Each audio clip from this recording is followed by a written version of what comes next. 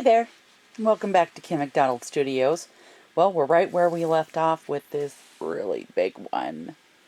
I was going to jump right on it the next day and put another layer on it, but because I was having resin problems, I decided just to wait until I got some other resin that I was waiting for in the mail, which is that, and we'll get to that in just a minute. And then I just kind of ended up on this wild resin hunt and ended up chatting with Monica Barnes. We were talking about the problems I was having with my resin, and she really wants me to try the resin that she's using. So I have an order of that coming as well. But for today, we're going to try this one out. I haven't tried this resin before. I just kind of liked the price point, and it had good reviews, so I thought, well, I'll give it a try and see what we get out of it for our second layer on this piece. I'm going back to my original colors, the FW inks, the cool gray for my negative space here, which looks a little darker when it's down, which is fine with me because then it mixes with the silver a lot better. But I want more negative space. I want more of that gray in here. So I'll be dealing with that with the gray. I'll be using the true silver. Now these are from, this is resin art from colorart.com, which I love. Just anything resin art from them I'm in love with. Now this one, the delphinium, which it's really funny because I was looking up through my purples and I was like, I know one of these turns blue. And I couldn't remember which one it was, and I was hoping it was this one. And it is, because look how purple that looks. But when you come over here, that's what it turns into. It's such a pretty blue, just all sparkly.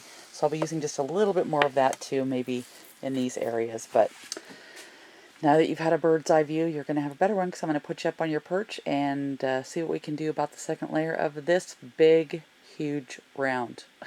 Well, it's not huge. It's 24 inches, so 2 feet across. And cut. Take two, because I totally forgot to tell you the funnest part of all this. While I was waiting for this resin to come in the mail, there was another product that I bought just because it looked interesting, and I'm putting it into this today. And that is this stuff. It's holographic powder. It's for nails. It's this kind of stuff. But I want to see, look at, ooh, hoo, hoo. I want to see what I can, I'm trying to look through the camera and not look down on the table. I'm trying to kind of see what this might do, and I think this is the perfect palette to do it in, so that's going to be the little extra that I put in this layer. Okay, now for reals. Cut.